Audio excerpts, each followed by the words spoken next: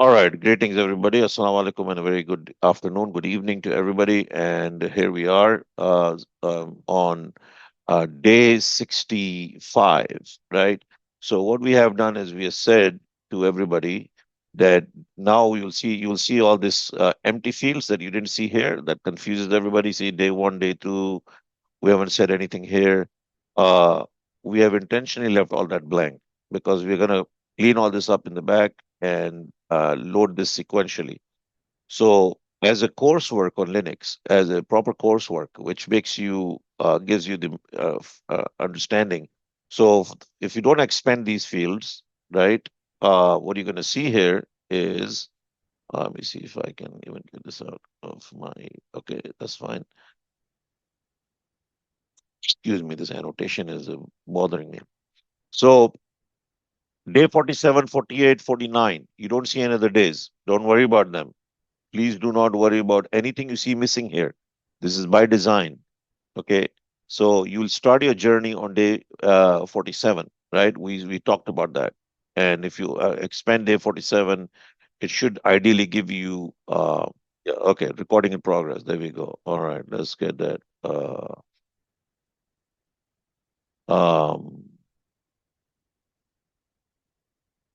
so we have the stack for English. I'm going to go through that stack for English, and here you go. So what you should see is your journey starts here, right? And we have talked about this, day 47. Why on day 47? It's critical. This is an AI generated stuff, a lot of mistakes here. Don't worry about it. And I said, okay, we can now go to this page and you should be able to. Now, do we need Zen Orchestra?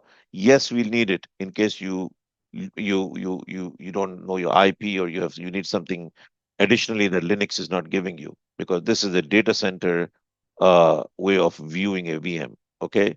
Um, do we need guacamole anymore? We don't need guacamole anymore. Guacamole was the means to the end, right? We had that in place so that people can. Plus, we needed guacamole to teach it as well for a proper working authentication tool, right? So we have a working tool in the environment. Tomorrow, when you go and bid on a project and when you want to do it with us, all of these resources are at your disposal. You can say, well, I worked with the company, I've done some projects for Nexus, and I built this for them. Now nobody can question you on this. Okay, this is true. You build the guacamole interface. That's why we built some of these things. They're not just the means to the ends, but they're also selling points for you on your resumes and also for bidding on projects, right? If somebody asks you, what did you work on? I went to NIT for 100 days, and well, nobody's going to give you a job because you went to 100 days with us. Nobody's going to offer you a job. Nobody's going to even give you a contract. Even if you were bidding that on Upwork, you won't actually get a job because they'll want to know, okay, well, showcase me what you have done, right? So we are getting to that showcase part, which is coming up in 2 weeks from now. We start showcasing our projects, what we have done, building the apps and the webs. So this is one of those which is you're going to use in your resumes as well. You've built this, right? Even 100 people can have this. Nobody will know between you and the next 99 people that you actually have been working on maybe some aspect of it, something different. So that's why we have some of these things. Now, the YouTube videos have been we've been organizing them. They will be fully organized by Sunday.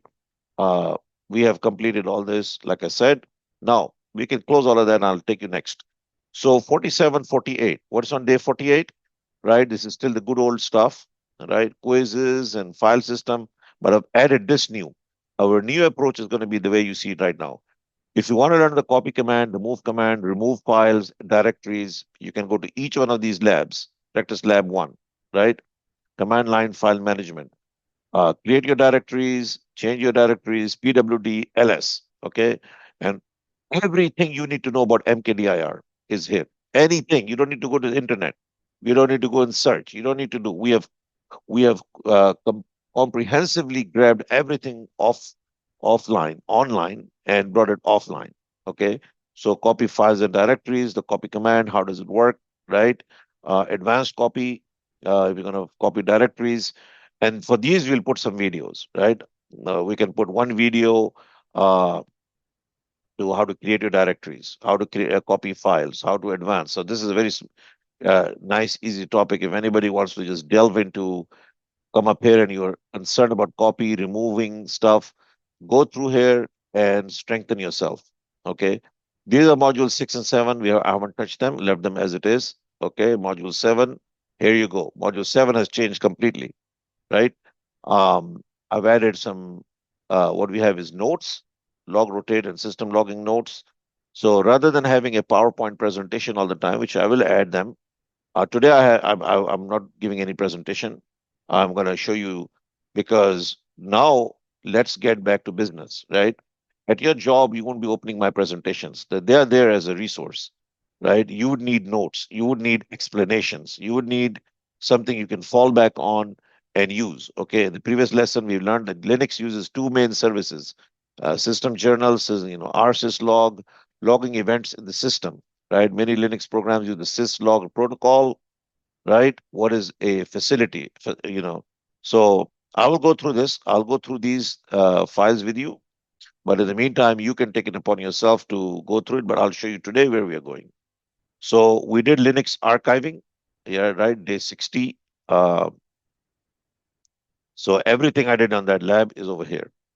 Creating a tar archive, how you can create a tar archive, and how you can extract the archive, how you can gzip it, bzip it, xczip it, how you can list contents, all here.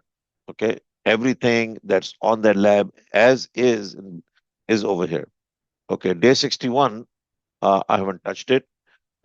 Day 63 is an old stuff. Uh, and now we go to today's class. Okay. Um, so this is today's class, and tomorrow's class is 66. Today is day 65, day 66.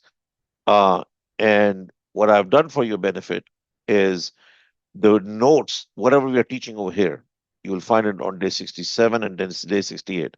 See, the first two things are Linux processes, okay? And then OpenSSH. Look at day 67. The Linux processes, these are the notes, and these are the labs. Look at this lab, okay? And I'm gonna run this right now. So that being said, ladies and gentlemen, let us proceed. How you're going to do this moving forward? You will look at the notes. Number one, you click on your notes, 1A. You got the notes right in front of you. And this is Introduction to Linux, day 65. Your today's date is July 11th, 2026. Can't miss that. Our objective, right, is to learn in this module what is a Linux process, how a process is created, process life cycle, blah, blah, blah. So this is all talk. Okay. Good to know stuff that you would research.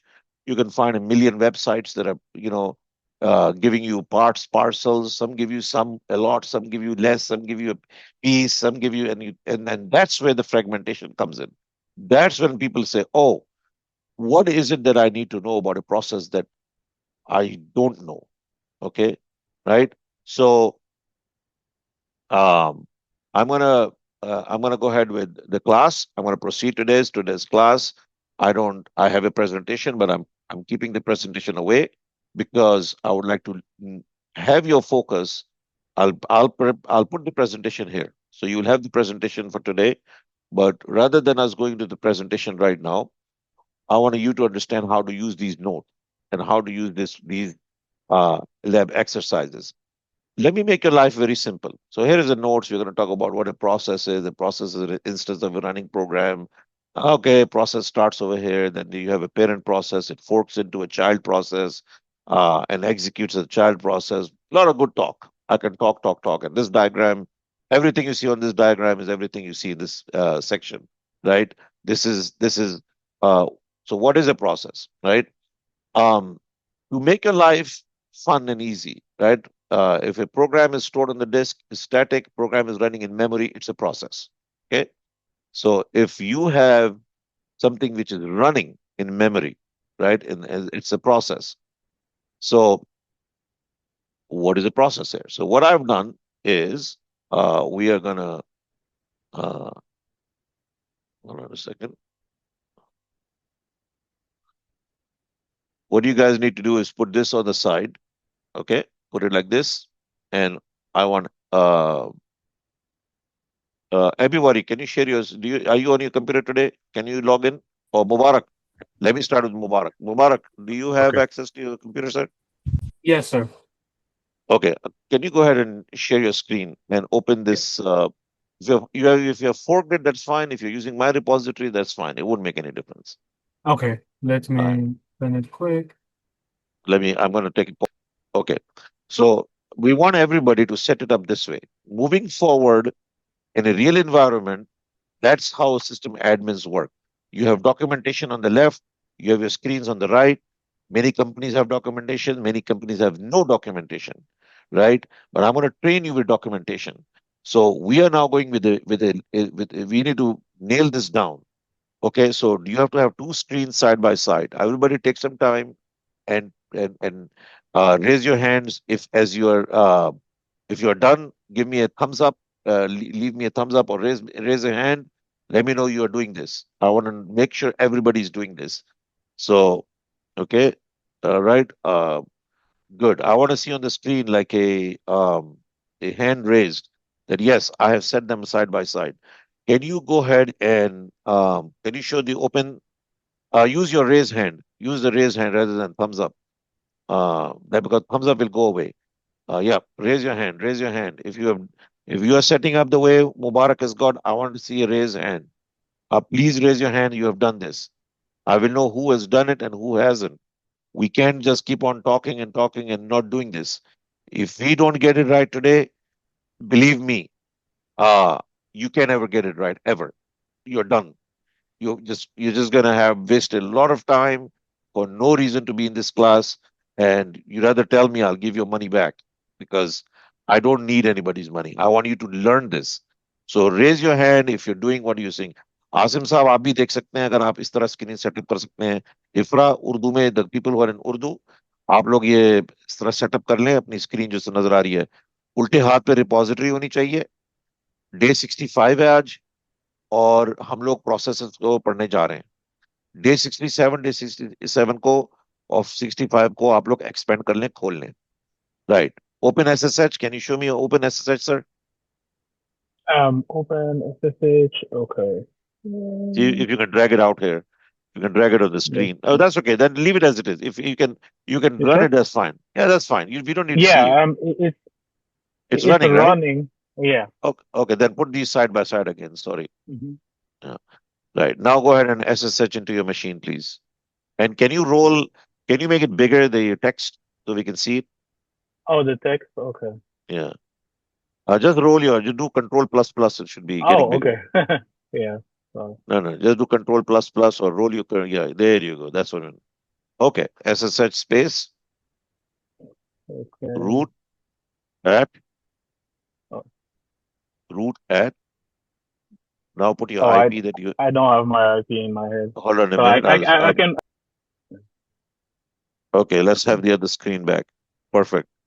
So now that you have this learning objectives, okay, now I would like you to go ahead and hit enter. Uh, Sir Saeed, okay, Abdul Rahman Dawood, Akim Richman, Akin Adisa, Anzar, Aurangzeb, no, that's fine. Aurangzeb, Hassan Dallas. Do you have your screen set up this way or not? Yes, sir, I did. Anybody who has not raised their hand, please raise their hand. I don't see Hassan. I don't see your hand raised. I'll do that. Okay, let me Yeah, do it. please. Waji Ansari, are you doing this? Mohammad Haroon साहब, आपने अपनी repository खोल ली है? हम वैसे उर्दू में करेंगे इसको, तो अगर आपने Mr. अभी नहीं Nadi, की. Yes sir. I can get mine straight. Can you help me out, please? You want me to share my screen with you? May I know who this is? Sorry. This is what. Let me record it. Okay, go all the way up to the top and click on cat. Upper left corner, upper left corner. This cat, right? Yes. Click on the cat, right? And then you can see the truth, 100 Days of Linux on the left-hand side. Click that. Okay. And then you can see the sync fork. Oh, okay. There you go. That's the way to do it. So anytime you get stuck, go to the cat, find your new thing, and then sync fork it. Now, Now you can go and click on the 2026 right there, right there. Look at the screen, main screen, and I go down, Oh, okay. 2020. Yeah, there you go. Okay, Now so there's 65, right? open day Okay. 65. Okay, Okay. click on the notes. This Okay, one, okay. yes, and then let's open your machine, your CMD command. Okay, I already opened that one here. Can you put these side by side, or is that something that'll take you? Let me see whether I can do it side by side. Let me see. Yeah, and you can go online on ChatGPT and ask the question how to set up the screens. Windows can help you. So we are going to move on. While you're doing this, I'm going to go ahead and have Mr. Mubarak share his screen. Go ahead, Mr. Mubarak. Okay. Okay, so Sahid Okay. Omotola, do you have your? I want you to show us your screen, Mubarak. Yeah. Okay. I'm ready. So, Oh, okay. So easy. Yeah. What you're seeing on your screen, everybody should have a screen looking like this. Everybody. I don't see half the people have Suleiman Baba Waji is working on it. Zakaria Hamid, you can do it in the Urdu. Sahid Omotola, are you Okay. there, sir? Okay, so you can see mine now? Is it I can good? see you now. Yeah, very good. Okay, good. Okay. Okay, Now, good. can you make your Rocky Linux machine a little bit? I want everybody to make their fork their repositories. Number one and number two. Please understand what we are doing today, and say same thing for you, Akin Adisa. We want everybody. Team Nigeria. I know there are a Yeah, lot of. I'm on. I've done this. Okay, raise your hand, please. Raise your hand. Okay. So I know you have raised your hand. Please raise your hand. Please raise your hand. Find a way on the. These are some things that you have to use on a daily basis. Munibur Rahman, you have raised your hand. Good. Akin Adisa, you still haven't raised your hand. We need to know how to use these features on. Okay, I think most of the people here are good. Sahid Omotola, you have not raised your hand yet. I'm assuming you are working on it. Okay, expand your plus the Linux machine side. Do a plus. Make it zoom in on it a bit more. Uh, you can keep the screens equal. That's fine. We don't. Yeah, that's good. Keep it that's equal good. because you can't read Oh, the stuff on equal. the left. Okay. Yeah. You can keep it equal. Okay, good. Now that you have got this, right? All of you have got your screens 192.168. Very good. Yeah, there's a little flaky sometimes, but you're fine. If you get worse, you don't connect, go to Guacamole. Guacamole is your fallback plan. Very good. Rocky 225 lab. Now, on the left hand side, we have objectives, right? What is a Linux process? What is what? Okay. Now, if we go down, I'm going to explain all of this, but I'm going to explain the notes. Okay, keep on going down. Keep on going down. Scroll down. What is a process? Okay, scroll down. Okay, another example, definition of a process. Scroll down. Scroll down. Process life cycle diagram. See if you can see the diagram. Can you click on that link and see if the diagram is open to you? Oh, you can't. No. Oh, okay. So I need to load that. I need to put that in the proper asset. Okay, that's fine. We're pointing to the wrong asset. I think the diagram is here. Oh, it actually did show up. Go down. Let me try it. Okay. Just go. No, I'll fix it. Don't worry about it. Don't worry Okay. about it. That's fine. Just go. Go down. Okay. Yeah, go all the way down. Keep going down. Keep doing down. I'm going to explain all of this to everybody. What is this? What is PID? Okay, fine. Great. All of you, you're reading material online. Uh, how a process works. I will teach you that. Now, if you go to day 67, and which is your practice laptop command. There you The go. first one? Right. Everybody click on day 67. Right? Please, someone should help me with the steps in splitting my screen. Sulaiman Baba, we will maybe after the second we can show you how to split the screen. Oh, it's Okay, right there. everybody's hand. Everybody can please you can put your hands down. Thank you very much. I appreciate you setting it up. Now, Our lab objective, right, is what you have in front of you. Okay, is since your stuff is a little bit small, what I'm going to do is you stay where you are, stay where you are. Let everybody on day 67. Day 67 is Monday. Today is Saturday, 65. Monday. So whatever you're going to study, you're going to do the labs. So the first thing I recommend to you is before you spend too much time reading things and trying to absorb things, right? Just go through like just like we did. Go back again, Mubarak. I want you to go to day 65. This is what everybody needs to learn how to do. Okay. This is what a system admin has to do. Now, day 65, notes number 1. Yep, process. So when you're reading these notes, you'll basically skim through them. What are the objectives? You want to know the objective. So what is Linux process? How is the process created? Life cycle. Suleiman will help you. Don't worry. In the end of the class. Don't worry. Okay. Go scroll down. Introduction. Every task that is performed in the system runs a process. We know that. What is a process? Go down. What is a process? You should know this part. You stop right there after this one. Now, process example. When you type PWD in the system, it is telling you something is happening, right? Type PWD, hit enter, right? It gives you an output. Now read what it says. What happens behind the screen?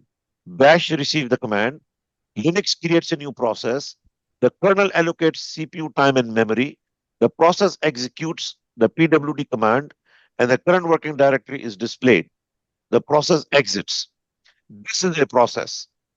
Okay, in the simplest understanding. Why do we waste our time? Why do we need to spend so much time to explain this step? Okay, let me annotate on your screen so you'll understand. Oh, sorry, I must have closed your screen. Okay, can you share your screen, please? Again. Sure.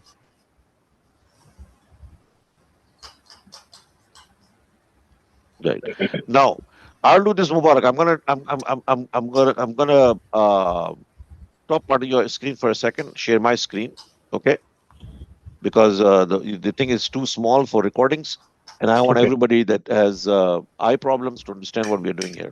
Okay, so all of you, ideally speaking, right, should have been sitting down day 65, notes 1. When you go to the way you're going to read the notes is this is a 2 to 3 minute read. You'll see some things talked about here: process ID, process environment. Does it make any sense? Absolutely not to me. I have no clue what this is all about. It sounds very good. So you will use a technique. You will use a technique which is a very old technique. I learned it during my education in Nigeria from my English teacher who was in Federal Government College, Kaduna. Very good English teacher, and he said he at that time taught a technique.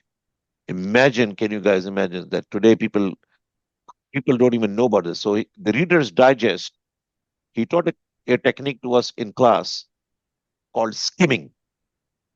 Okay, skimming is a technique where you don't read line by line. What is a Linux process? Skimming means okay, this part your mind can accept it. What is a Linux process? Life cycle process. Your mind can't even. This is like a question mark. What the heck is this? Parent, child, don't know. Process forking, environment. Okay, environment makes some sense. State, maybe. Why process management is important? Okay, this is a very black and white statement. So in skimming process, when you're skimming, not reading this like an encyclopedia, I'm skimming this. This is a technique taught to by my professor in Nigeria using the Reader's Digest. Okay, there was nobody in that class. When I came to the United States, my notes were taken by Pakistani student, the organization of Pakistani students. They used to take my notes in English 101, 102. I was an A+ student. Nobody could believe it. My notes were circulated, and people used to take them as a model. That hey, take Nadim's notes and take that instructor and see you can pass our class in English, right? So this technique was taught to me in Nigeria, okay, and and skimming is a technique that came out in the, it was there, 60s, 70s, it came out. And Reader's Digest has a whole article on how to read something without reading it. That's what skimming means. It's like just going through. So what is Linux process? Okay. Process environment. So some words make, maybe out of 10 words, only 2 words make sense. You're done. You set your mind on, okay, what is the Linux process? Maybe only one thing makes sense to you in this introduction. You say, fine, that's fine. I can stick with that. Now you move on. Okay, you're skimming. Clear all this. Introduction. Every task performed on Linux systems runs a process. You know this is straightforward, black and white. Whenever you execute a command, okay, now reading. The Linux kernel is responsible for creating, scheduling, managing, terminating processes. Sounds good, but it won't stick in your head. This information will, but this will stick in your head. If you perform a task, but there is no way to look at this diagram and make any sense. So you keep on going down. Ladies and gentlemen, what I'm presenting to you is what I learned in my childhood. I learned it from one of the best WIAC professors. He was the one who approved the papers for WIAC, West African Examination Council's English papers that were given in West Africa. He was on the approval board. You can't find people like that today. You can't find professors like that today who invest in their students. They did not look at money. They wanted you as a student to be the best of the best out there and be the most competitive. And today I'm sitting there as a reflection of my education in Nigeria, not as a reflection of what my professor taught me. Okay? Skimming, ladies and gentlemen. Line 1, you got it? Line 2, we're going to do something, still not clear. Diagram, who cares? We will come back to it. What is a process? An instance is running, okay, blah, blah, blah. Okay, this makes sense. Storage on the disk, if you store something on the disk, static, running a program in memory. So I want everybody to have a mindset moving forward because we are about to jump into the most dynamic aspect of Linux. It's going to be mind-blowing to you, okay? We have been talking about 3 resources in Linux. CPU, it works with memory, okay? 3 pillars of IT. These are the 3 pillars of IT. The entire IT industry, its money, its dynamics depends on this hardware. This is the hardware it's depending on. If this hardware was not there, today we would not have Linux. Okay, and then you have the disk. Okay, 3 things we're talking about. Okay, so I said the program is stored on a disk, is static. Program is stored over here. Okay, if you save a file today, like a JPEG file, right? It is static. It's not going anywhere until you delete it. But your system programs are running here. Memory. Memory is the one that is where things are running dynamically. And the CPU is looking at anything that is coming in here, process in and process out, right? It takes, these are called threads. We're going to draw threads, right? Like a thread, haga, threads. So you have like a little copper wire connected here, So there's memory sitting here. The CPU says, oh, okay, let's look at what's coming in. The CPU can have many states. It's waiting, okay, it's running. We are about to talk about all of that. So you need to understand this, what I'm showing you, okay? So process has to do with the CPU because the process is responsible for running a program, processing what you need to be processed, whatever. So when it processes it, we are talking about the PWD command. Now you are sitting on your terminal, right? On Linux terminal, that talks to its kernel, right? Kernel, okay? And the kernel is now in turn talking to your hardware, right? Your kernel is now in turn talking to your hardware, right? That's where the kernel comes in. It is talking to your hardware, the CPU, the memory. That's how the kernel is talking to. and this is running a C++ program on it. That's the basic structure of it. So when you come in your screen and you type in PWD, right? You type in PWD right over here, okay? And you hit enter, there is a process that is happening, right? It goes through this kernel, the kernel goes through the memory, the CPU looks at PWD, it looks at your bunch of files, it looks at what's inside here in your file system that is stored, right? Your entire Linux file system that's over here, your root folder, your blah, blah, blah. It in milliseconds, all of this process is happening. So a process starts to take place. A process is born. Okay. A process is born. When you type PWD, you have given birth to a new process. Every time you're typing PWD, right? And you hit enter, this PWD command is going right into the back, into the back, into the background. Okay. And it runs in the background and it comes to you and displays to you over here, which is known as the foreground. Okay. This is where you can see. You can see all of this. This is foreground. Background, you don't see what's going on in the kernel, what's going on in the CPU, and something is happening, and then the process comes back and it produces an output for you. So from the process runs in the background, brings it to the foreground. So we have run a simple command here, right? Let me see. Let me go ahead and 1 second, delete all. Now, PWD, what happens?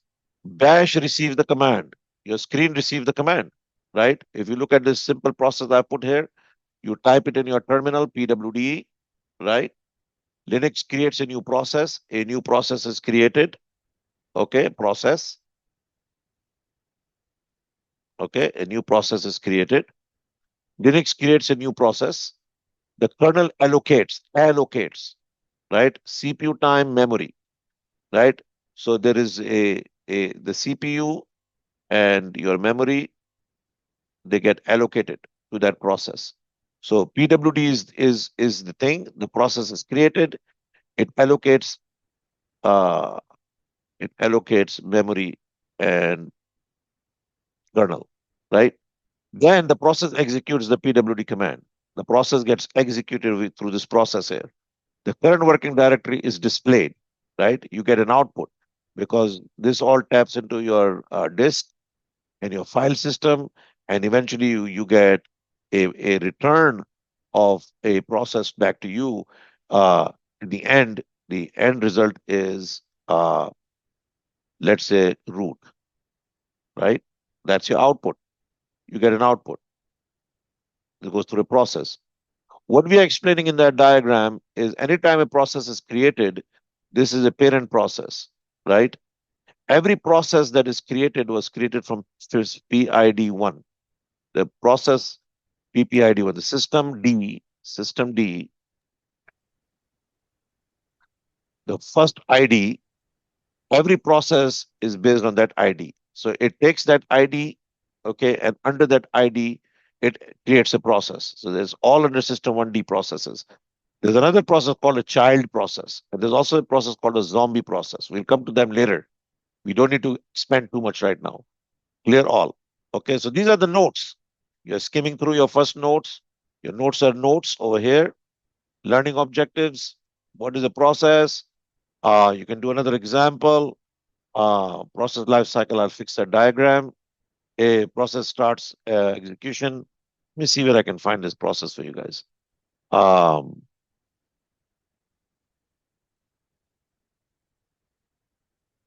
second. Let me find the diagram.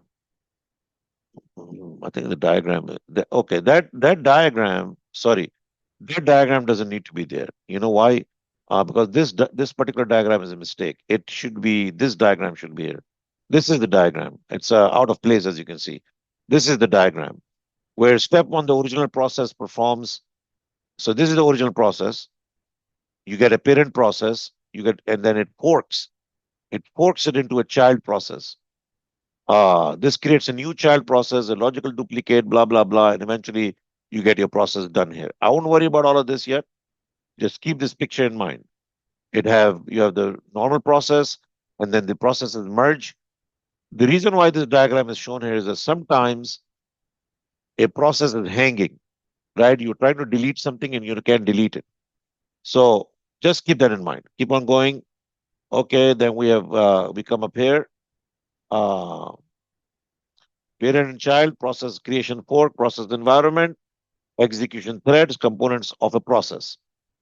So these are the components of a memory. We know it fine. Move on, skim through. Security, we don't need that. Immediately skim through execution threads. Okay, process state is running, sleeping, waiting.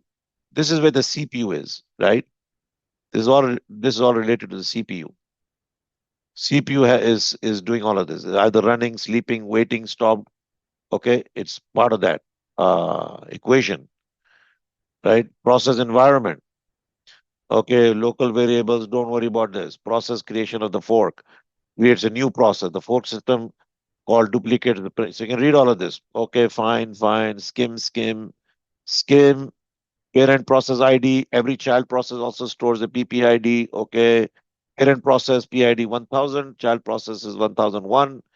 And so we say, okay, so there's some child called 1001. Process A will create a multiple child process. What happens is the parent process terminates, skim, PID 1, parent process sleeping, skim, zombie process, skim. You won't be able to get it all. Okay, these are just notes. So you come to the end now. Done. Skimming. 3 minutes. That's what you got to do. 3 minutes. You'll read the notes. Next part you'll come, ladies and gentlemen, will become to the practice lab. This is important for all of you. Okay. Now, I've asked everybody to open their command prompt, right? I'm going to go ahead and root a search at root 9.2.1.8.1. Sir, your terminal screen is not showing here. Yeah, I'm coming to it. Oh, 1 second.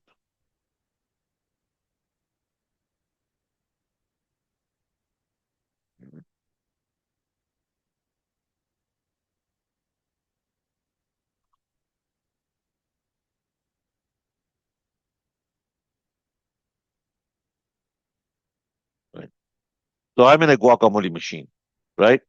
So I'm going to go ahead and make it like this, right? Or doesn't matter, right or left. Okay. So what do you guys do is once you enter your machine, yeah, right? And I will make it clear for you. So the first thing it's this class is going to be about is your practice. So 3 minutes, skim. Anytime you hear the word notes, reading, don't spend your time reading and mastering the material and because that's where the brain wastes a lot of time and energy. Skim your material, right? So once you skim your material, now you want to understand. This is going to help you understand the notes.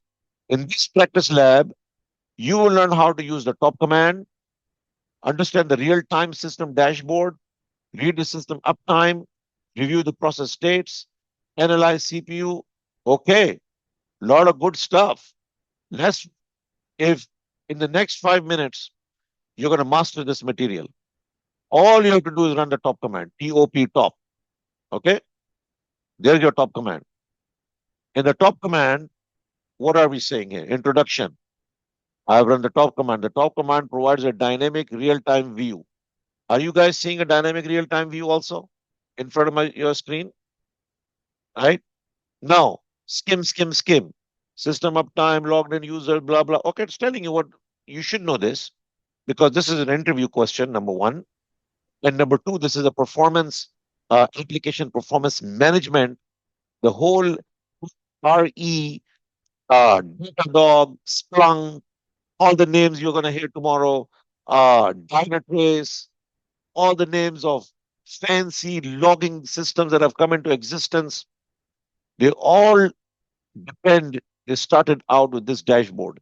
This is the first dashboard in Linux, and you must know it because it's a wonderful troubleshooting tool. right? So what do you do next? Okay, you skim introduction. The Linux system administration admin must know how to monitor running processes. That's one of your jobs. Okay, so you run the top command, and now you have something in front of some bunch of spaghetti. Okay, bunch of spaghetti that is not making sense. So we need to make sense of it. All right. So we're going to try and make some sense of it. Now, you go to start the top command, run top, which I have done, run top. This is what you guys need to do. Just follow. This is a 5-minute exercise, 3 to 5 minutes. Run top and don't miss any sentence and line here. On the notes, don't waste your time reading every line. Skim it. Here, only skim the intro parts. Okay, read the one line or two. But when you start, when I give you something to run, don't miss the line because this is what's important to you. The display updates automatically, normally every 3 seconds. If you had a question in your mind, how much is this updating? Well, every 3 seconds. Okay, if you want to stop this screen, go in the left, press Q. Okay, clear your screen, run top. Now we got top again. Every 3 seconds, it's going to update. 1000, let's see. 1001, 1002, 1003. There you go. 1001, 1002, 1003. There you go. 1001, 1002, 1003. There you go. So it's updating every 3 seconds. That's what this means. Now, main areas of top display, right? Let's look at the main areas. It has main areas are this one. This is the command. This is the output of an uptime command, right? Uptime. And you can see that if I had this in mobile Xterm, I could open the both tabs together and I can run them together here. Let me do this here. Oh.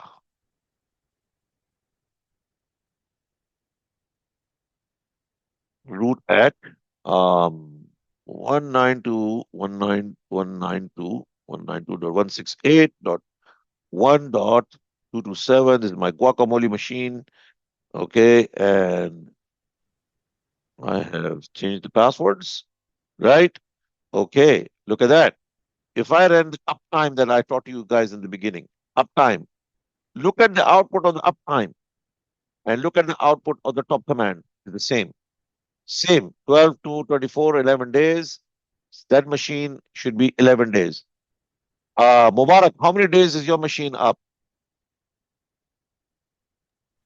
Oh, I need to check quick and let's see uptime. And I'm going to show you something. Now you will understand what this is all about. Mine is 11 days. Okay. Anybody else? Abby, how many days is yours? Anybody else running a top command? Tell me how many days. Asim, anybody has running this top command? How many days is Mine yours is showing? 11 days also. Your connection is a bit broken. Probably put that in the chat. I'm sorry about that. I'm sorry we couldn't understand you. Sorry about that. Anybody else want to throw your days out there for me? Sir, my 11 days. 11 days. 11 days. Everybody's showing 11 days, right? You're in the data center. Why is everybody showing 11 days? What does 11 days mean? Because server up for the 11 days. Right. But what happened before 11 days? बहुत अच्छा जवाब है. Very good answer. Maybe we restart the server. Remember we had a cable Reboot. cut? We had a cable cut. We had an outage in Houston. It happened 11 days ago. Okay. There you go. That is the question a system admin has to ask. If you're working with Linux machine, it should show over 300 days. Or if you're rebooting it at least every week, you should see 7 days. Now, right away, you know 11 days is a lot. That means no work has been done on this machine. And it should make you wonder why. Because most companies will show 7 days, 6 days, 15 days. Applications that are running for are only updated annually will show about 360 days. So you're running an application, your programmers are working to make a new revision B of an application on Uber. when they're going to release a new application, it takes them about a year before they will make a change. That machine should run for 300 days with that application. But daily usage machines, 7 days, 2 weeks is common. Okay, we got 3 users showing here in this machine, 2 and me, load average. So now let's go down. The process list appears below the summary area. It displays, okay, first line. First line, ladies and gentlemen, a typical first line may look similar to this one. And it says, what do you have here? Your current time. You can see right here. Your up, how long the server has been running. If you hear the word up, you can run the top command and you can run the uptime command. Both commands will give you the time. Will tell you when it is right here, up. Okay. Users, number of users currently logged into this machine. Okay, this machine, not entire system. Load average. Okay. Let's understand load average because your next question is, Nadeem, what is load average? 1, 5, 15 minutes. Value. Last 1 minute, last 5 minutes, last 15 minutes. Load average indicates how many tasks are running on the CPU, waiting for the CPU time, waiting in IO sleep. Okay. So the load averages are giving you some average. Now, people don't really look at these load averages more than the next thing I'm going to talk to you about. So let's move because it's talking about waiting time in the CPU, running on the CPU. That means that the load the CPU is taking. That means this number may be okay, but really our focus should be on this number. I think I'm cutting some buffer here.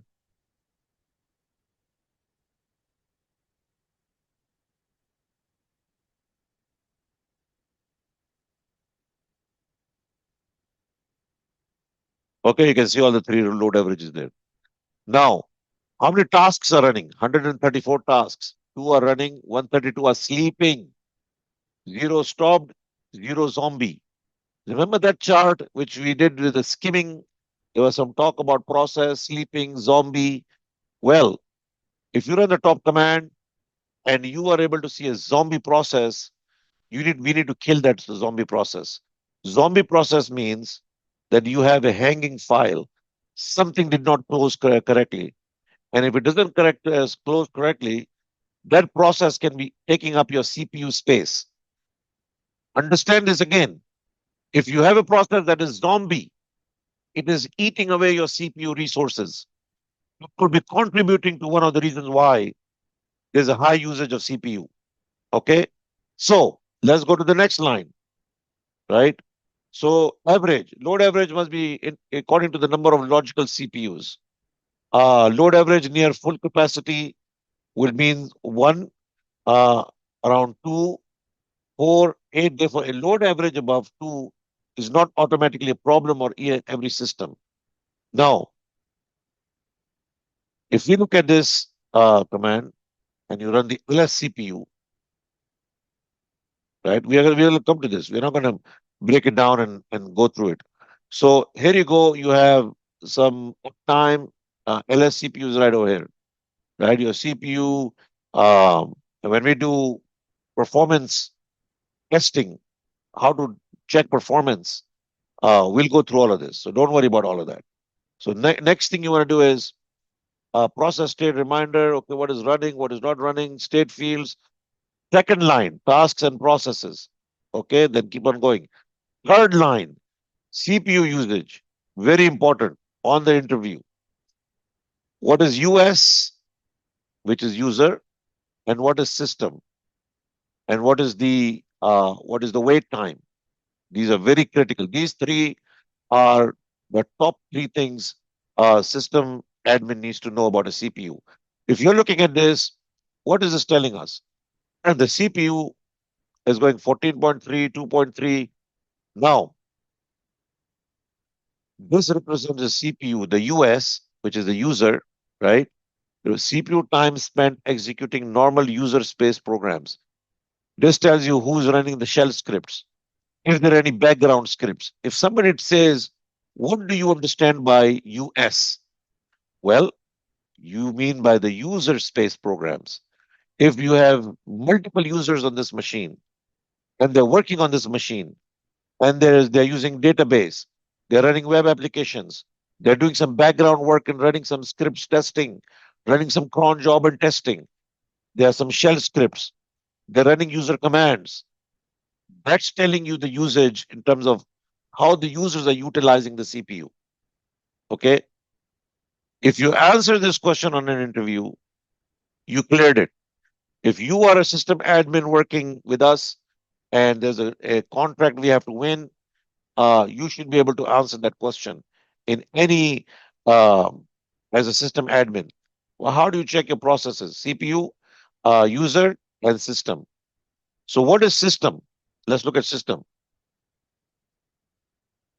And we're gonna end at this one. You're gonna see where we're going. So you have your third line. How many lines? 1, 2, 3, 4, 5 lines. First line uptime. Second line tasks. Third line. We are here now. Do you need to know everything? You will know everything by now, right? You are at the top of your Linux system. Okay. You are now looking at performance, which is where the industry is right now. The industry is not about how you can run a cron job. That we need to know. We need to know how does log rotate work. We need to know. We need to know how to run those commands. How to use star, those are daily tasks.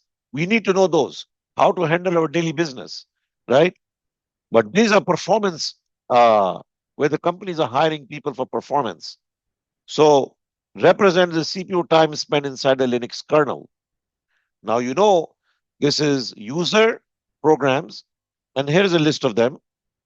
So if you are on an interview or you wanted to ask yourself this question, hey Nadeem, what does this user do? Well, if you see this 8.6, that means, okay, there's something going on with the background script, web applications, database processes. Keep on going. So this is what's One happening question here. Yes, sir. This shows the percentage of usage everyone is doing. The US user is using 7.3% of the CPU. Right. So this is this number 8. For example, you have to take a look at it in terms of the LSCPU. Okay. So how many CPUs do you have in here? You have one cause. You have one. You have one CPU in here, which is okay. So 6.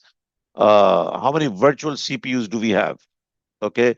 If you are looking at only one with so okay. I don't have the slide for that one. We will answer that question for you because there's a calculation you have to do. Okay? There's a calculation. I'm not talking about the calculation. I'll tell you how the calculation is done. Okay? So this is so what in simple black and white, what you get is you have to look at you have one CPU, okay? And the CPU has 4 cores. So I don't want to get into that. We have a class on performance, perf, which is an important topic. So when we get into the performance, I will answer that question for you there. Leave it for me until that point, please. Because if we get into the calculation, we will sidetrack completely. So leave the values. We'll come to the values. We will troubleshoot using these values. Right now, I just Okay. wanted to focus. Yeah, Jayo, right now, I wanted to focus only and only on these different items. Don't worry about the values. We are going to use these values. We are going to learn what these values are. Forget about the data here and here. Just look at simply what this each means. Okay. So there's some networking processes going on. Okay. Understanding the NI, this one here is your nice value, the nice value. ID, we don't need that. WA, IO wait time. Anybody? What does IO wait time mean? What is IO? Input output. Input output. wait time. Exactly. One of the questions you can get a project. One of the many projects when you going to work on, whether it's AWS, the biggest problem that people are facing today in the industry is, well, how can we improve the I/O? How can we improve the wait time? Because if you have a um, wait time like this, if you have let's say this is your CPU, okay, and your wait time is 97%, okay, that means that any process that's coming in will be waiting, okay, so the machine will be slow, it'll be making that noise.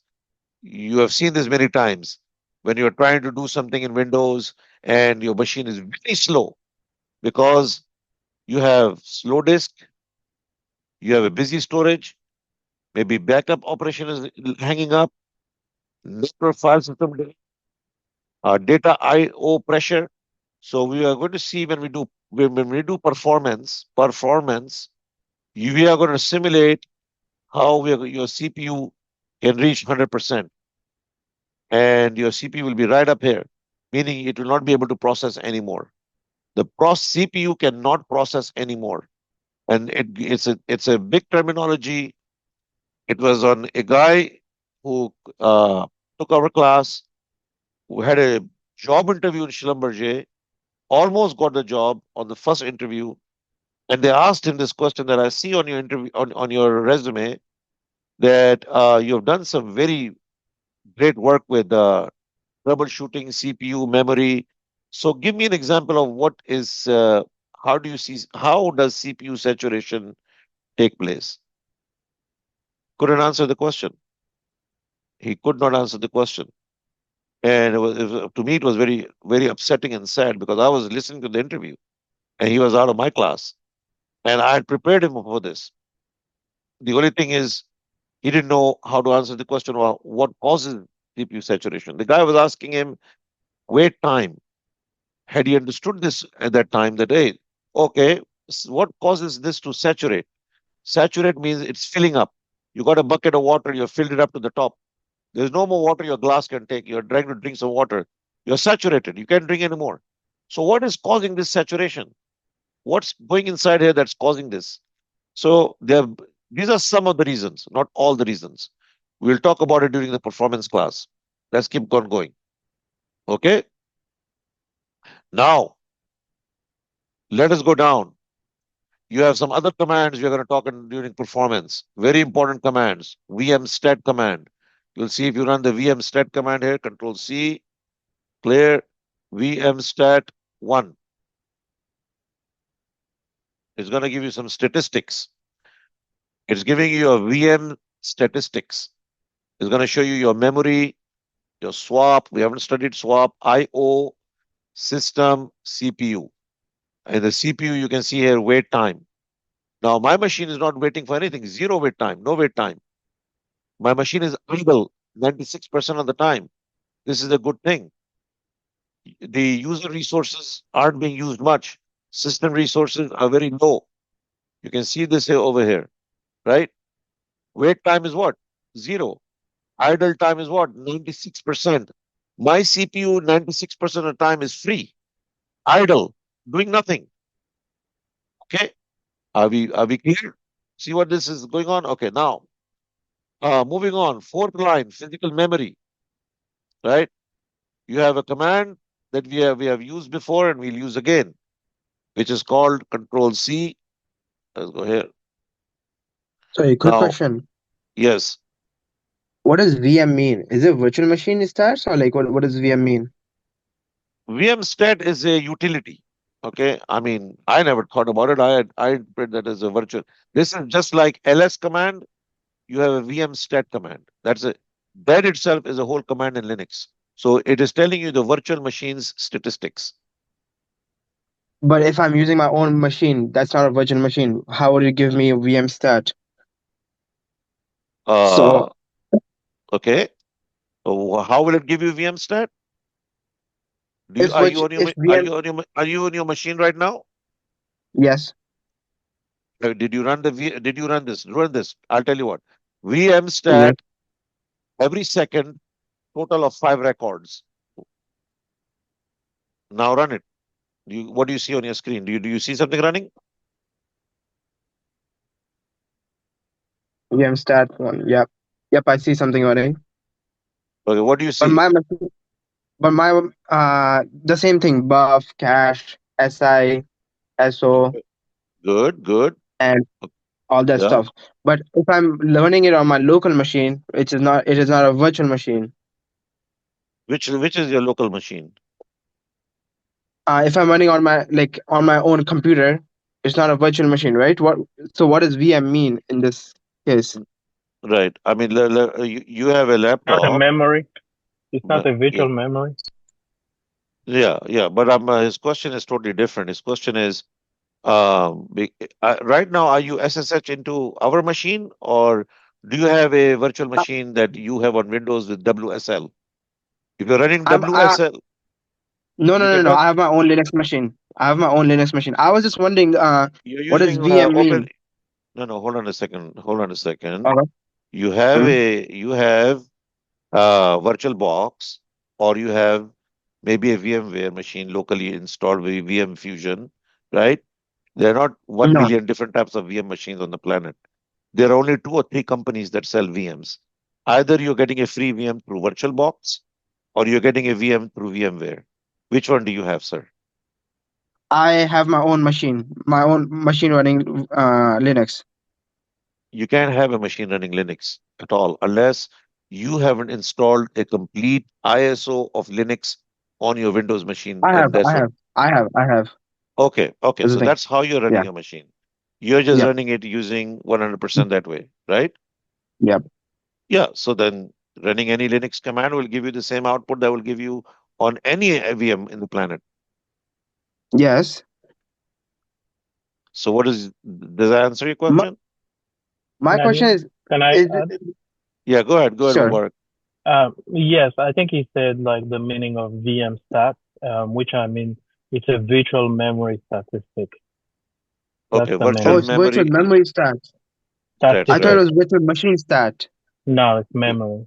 Memory. Okay, Okay. okay. So yeah, that's correct. Okay. Actually, I think in my performance class, I do have the mnemonic explained. If you look at my Mm-hmm. PowerPoint slides for performance, I think I've defined all of these words there. I can remember right now. But you're right. I think it's memory, virtual memory. But when we talk Okay, about okay. virtual CPU, virtual memory, we are always talking about everything you're running on a virtual machine is virtual, right? Mm-hmm. Is Mm-hmm. virtual. So by definition of a VM runs on virtual resources. So that has to be a virtual memory, Okay. right? Okay. Are you good? Okay. Sure. All right. Very good. Now keep on going. Linux memory usage uses Linux memory. What is swap? We'll talk. Okay, so what is swap? We're going to talk about swap. Okay, so what is swap? Anybody who knows about swap? If you're system admins, I mean people who have access to, please help me mute so that I can Is continue it here. is it hard drive memory, hard drive RAM, like computer using your hard disk as your RAM? Um, Is that the so let's get to the performance stage. Leave that question until then. Or we're going to open a whole. See, everything in a virtual machine is running on off of virtual resources. सारी चीजें जो है ना virtual machine की जो है virtual resources tap कर रही हैं, not the real resources all the time. There are some allocated. When you create a virtual machine, it is taking some allocated space and is running in that space. What do you have allocated to? What did we allocate to our? So when we go into Linux provisioning, right? You have a virtual Mhm. machine. A virtual machine has what? You assign to it a virtual CPU. You assign to it some virtual memory, okay? And you assign to it some disk space, okay? And you're either doing a thick or thin provisioning, okay? You do a thick or thin provisioning, right? So when we get into provisioning, we will talk about. I don't want to answer this question right now because it will take us away into another topic. So Athar, leave this question until that time. Awesome. Okay, sure. Yeah, we will spend a lot of time and distracted from this. What is that? When we do provisioning, configuration, performance, those are different topics. We spent a lot of time in the last two classes diverting and wasting time trying to answer one question and deep dive into what is a Nobody will understand that right now. It's not even our topic. When you get to the virtual machine provisioning, you will find out how these resources are running and working. So for now, leave it alone, please. Yeah. So let's go to this. What is swap? So what is swap? Anybody? Sir, you want to help us out? What is swap? Anybody? Is it the meaning in English or Yeah, it's a what meaning is in it? English. Yeah, I it's a think it's a It's to change. It's to dedicated change. partition. To change. yeah. So swap, ladies and gentlemen, you have memory, and you have disk. Okay, you have disk and you have memory. And what happens is that when this memory, let's talk about a memory like a grid. Yeah, I'm gonna. Okay. So let's say this is the grid. This is your memory, like a spreadsheet. A memory works like a spreadsheet. Okay. You're filling up all these spots. You're taking up space. Memory, memory, memory, memory, memory. You're taking up all the spaces. Okay. You're filling up, filling up, filling up, filling up, filling up. Your memory is filling up in your machine. Okay. This is how memory works. Now you're left with the last memory bit, meaning your memory is almost reaching 100% of what you have allocated. Let's say you have allocated, 4 gig of RAM, right? Again, this is performance. We're not going to talk it, but in a very easy way, we're going to say that you're almost reaching a point where you are red, right? Because if you fill this up, your machine is going to start crashing. Everybody who's using Windows and the machine slows down is because the memory is filling up, filling up, filling up, filling up, filling up, filling up, and there's garbage. So even if this spot is cleaned out, there is some objects left out. We're going to talk about this during performance. Okay. So this is how a memory works. So now what memory does is it says, you know what? I need to this part, these three over here have been sitting here for a long time. These are idle, sitting for a very long time. This one is idle, sitting for a long time. So what I'm going to do, I'm going to go ahead and swap it. I'm going to move all the contents into a space created as swap space. It's going to move it out. It's going to move it out. It's going to move out, and it can swap out, swap in. So that's called swap.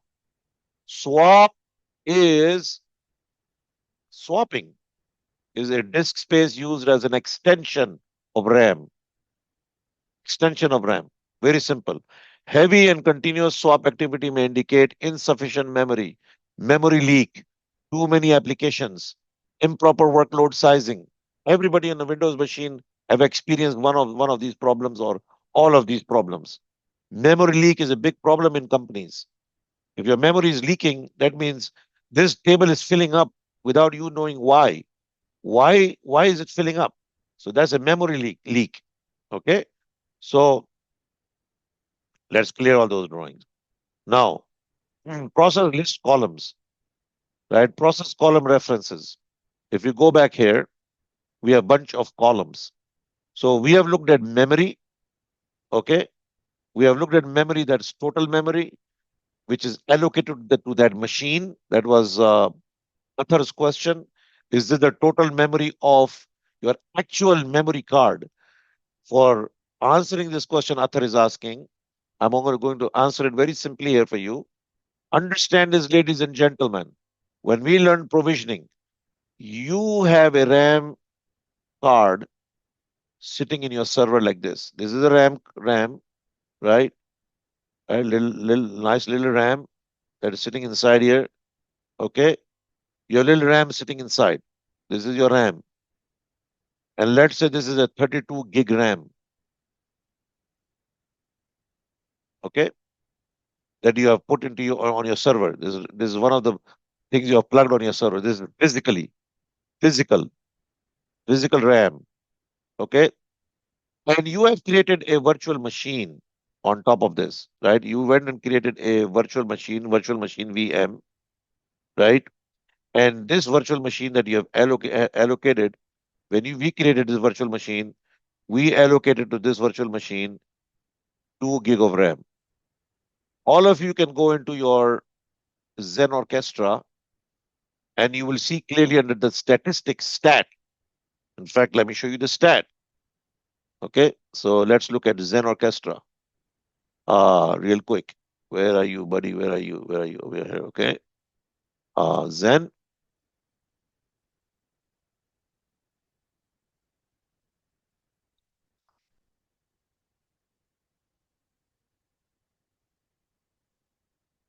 That's why I really didn't want to get into this, but we'll do it. That's fine.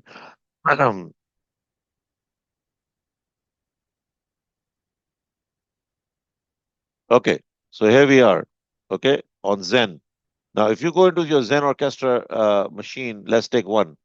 For example, let's take one of this here, right? And if you see this machine, what do you see here under general and stats, right? You can see the memory is filling up, right? Network throughput. These are all performance parameters. When we initially talked about this class, you can see last 10 minutes, you can see last 2 hours, you can see your last week, right? It'll give you all the data in performance. But we have allocated to this machine 2 gigabyte. Hardware virtualization has been done. Okay. What that means is that we have allocated only 2 gig of RAM out of the 32 gig. So we have taken away 32 gig and allocated 32 gig. So when you are running this command, when it says you have, where is that guy? Hold on a second. Let me answer this question for you. So what you got here is you got only 2 gig. So out of 32, when I take minus 2 gig of RAM, I'm only left with 30, right? My system RAM is 30. When I run this vmstat command that he was asking about, right? And I see the memory here, and I see the word free over here. That free is not talking about the entire 700 gig of RAM that the machine has. That is talking about your 2 gig of RAM. That's going to be here, 2 gig. That's allocated to that machine. Okay. Let me run this clearly. Hold on. Right. I want to stop here. Don't want to get into performance. It's a very good question. It is going to answer. Let's understand the top command. Our goal is to understand the top command. Line 1, we have done. We are at 12:30. Line 2, line 3, I want to show you how to run the nodes. You look at these columns, okay? User column, root. So you have PID user, you have this value, niece value. Now look at this PR column, okay? PR, priority. And the most important one is the nice or niece column, nice value, okay? This is a value between minus 20 and 19. And you can see it right here, minus 20. You can see a value here, minus 20. Minus 20 means highest priority allocated to it. We can change these values. So keep on going down. You have a bunch of things, resident memory, SHR column, S column. S column is right here. Look at this one here, S, R, I, S. Okay, R is for running. S is a sleeping, stopped, zombie, uninterruptible sleep. Keep on going. So you have a percentage CPU, percentage memory, and you have one more thing here. I think we're cutting off. It should show command. There's actually a command here. There you go. Look at that. So you should see command. Memory, what command is running here? Guac admin. Look at that. Guac admin. Guac, right? If I run pwd, and I hit enter, Look at that. Guac. It was moved up to 20. Guac, look at that. Top. It's on the top priority. It just executed Guac from the Guac machine. And you'll see the commands here. Some of them are visible, but we're going to look at SSHD, for example. That process is coming from the Guac VM command. Now keep on going down. You'll see next what you guys have to do in this lab. Lab 1, run the top command. Everybody should have run the top command. Q2, get out. Enter, move on this lab quickly. Again, top command, load average. Okay. Number 3, observe the process states.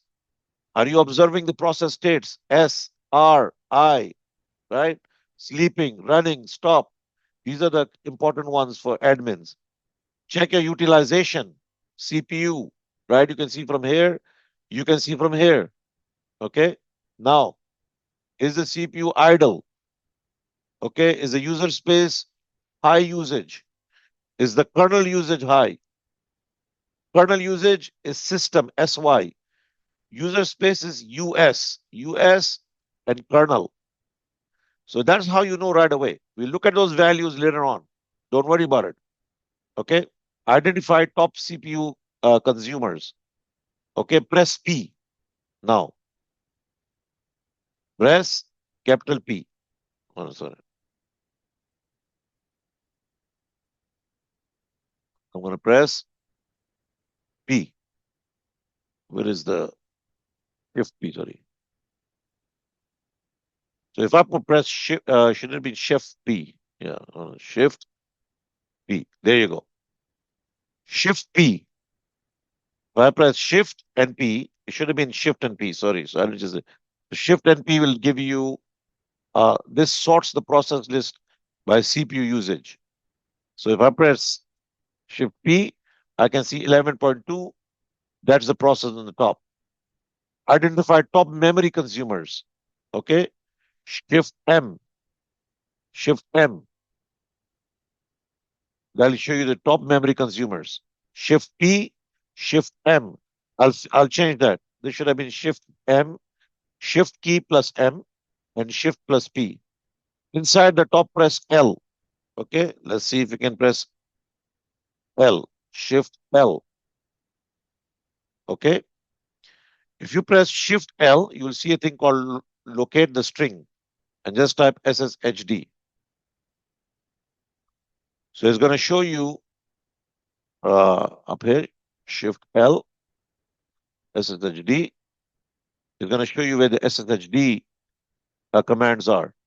So these are all troubleshooting tools people have used. Inside the top, press 1. You can also do Control C, and you can change it to -D1.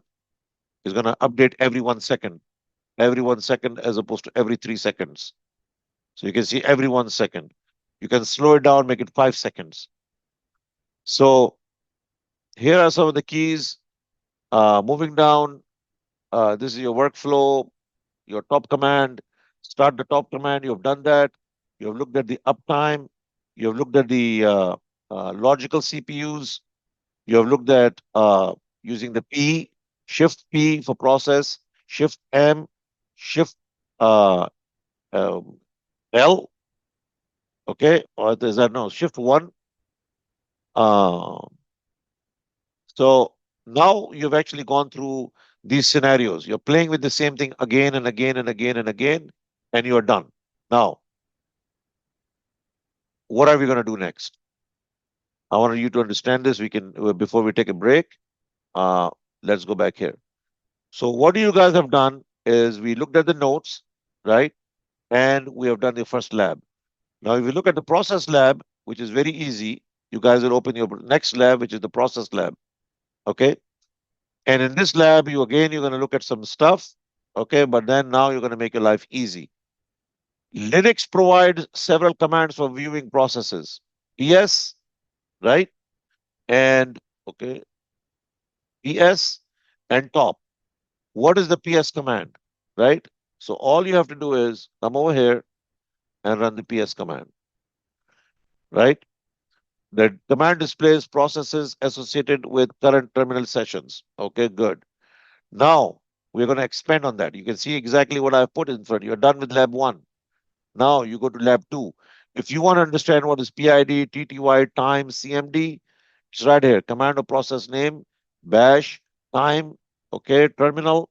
What does default PS command show? Move on. Display all the processes. Okay. PS, AUX. Okay. Now, ladies and gentlemen, what is this thing over here? This syntax uses BSD style. Now, if you go in here, I have a little note for you so that you will never be confused. In Linux, you have some commands that have no dash, like we are using here. You can see this no dash. PS AUX. Then you have a single dash, like we're going to do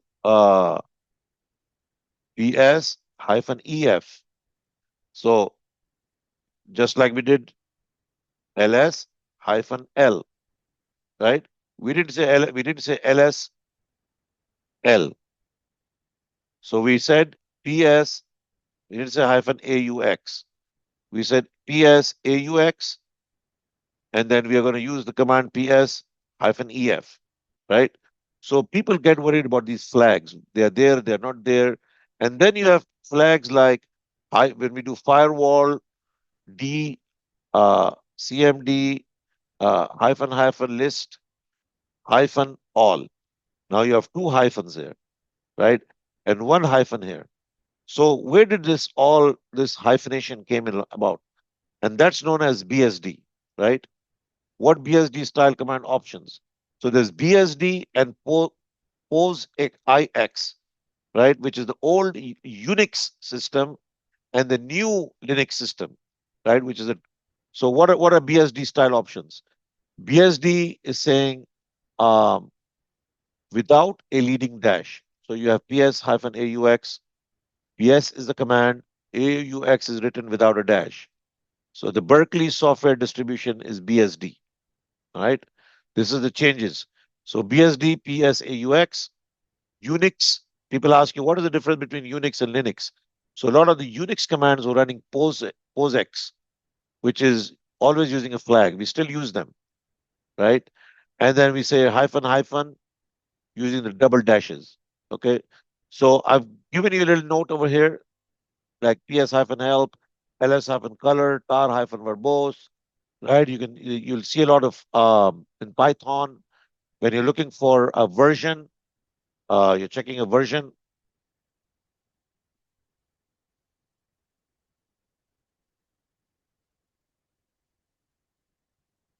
I don't know. I was trying that. I think it's a different command for guacamole. So it gives you a bit of an idea of what is BSD, right? So you wouldn't be confused why you sometimes see in our case over here in these practice lab process, you see you have PS, you're done. PS-AUX, show processes for all the users, display user-oriented details, include processes without a controlling terminal. Okay, so shows almost every process. Let's do that. So if I do that, PS-AUX, see all the process running here. Okay, now it gives you a bunch of headers, right? User, PID, %, you already know that. VSZ, virtual memory size, which is the question that Athar was asking, right? You see it here, VSZ. I want you to get familiar with these terminologies a bit first. Start of the process, stop of the process, time, blah, blah, blah. Okay, good. So now I'm explaining something to you at part 3. PS-AUX pipe into less. Understanding the pipe command. The pipe symbol, which is this, will take the output and it will send it to this command, right? So the flow is like this. You're gonna have PS aux. We're gonna run that. We're gonna pipe it. So whatever. So right now this is the output, right? If I run PS AUX, it creates a process and Here's the output in front of you. But if I take the output and I pipe it, channel, you want to channel it into another command, meaning take the output of this command and channel it into less. So now you have something less. Now you can, when you get this kind of breakdown, you can use the space bar, or you can use the move back with B. You can use N, or you can just quit. Okay. So this is just telling navigating using the pipe and the less command. Okay. PS aux less. Good. PS versus stop commands. This does not refresh automatically. It's just a single snapshot. This is dynamic. That's why the world has gone to dynamic. Move on. Comparison. Again, I'm repeating the same thing over and over and over again. All you guys have to do, scroll down and look at PSAUX. The output is displayed once and the command exits. The command exits. PSAUX, hit the command and it exits. How do I know its exit? Is right here. Okay. The top output refreshes continuously. We saw that. Long listing with PS. So let's do a long listing with PS. PS-L. All right. So a typical header may include, you can see right here, if you do just a listing. But PSAUX is the most popular one. We keep on going. All right. Many processes. You can do one with PSLex. Okay. But in interviews and for 90% of the time, PSAUX, PS-EF are the two most popular commands. Keep on going. Display a long process listing. Okay, this is repeating ourselves again. Okay, repeating ourselves again. So I want you guys to go through these labs. These are labs from Monday. Now, PS-EX. Both commands display nearly all the processes. So if your question to 99% of the time, people ask, well, what's the difference between aux and -EF, right? This is the BSD or the Berkeley modification to this command, which is still used. So uses BSD style output. Can you see that? It uses a BSD style output. PSAUX and PS-EX are pretty much the same, right? But you'll have some columns you can see that are slightly different. Then you can have PS, you can just copy that. Just copy that, come to your machine, paste it inside your machine, hit enter. Okay? And you're going to see something like this. Right? PS-EO, PID. And when we start doing bash scripting, we will see all of this. Right? We're going to see how this is all going to play out. Okay? You can do a bunch of other things, CPU usage. Okay. I won't worry too much. Again, practice exercises, nothing to do. Run PS, run PSAUX, run the third one. You guys are done with this lab. 3 minutes. You're out of it. Now let's go back.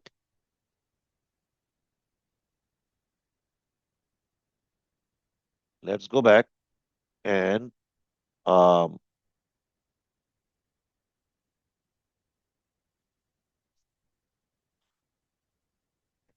there we go. Lab background, this is more important. I'm going to stop here and I'm going to also show you the signals, right? And we'll call it a class today. So control jobs, very important for you guys to read through this. This is one of the most important labs. A lot of the system admins get confused how this works. This is very straightforward, ladies and gentlemen. Okay, let me bring it down here. So I told you there's a process called the foreground and background, right? Two main processes, right? And when you study the notes, you're basically getting everything on the notes. So what is job control, right? Job control is a feature the Linux allows you to manage your processes. So you can run a process in front of you, right? Which is this one.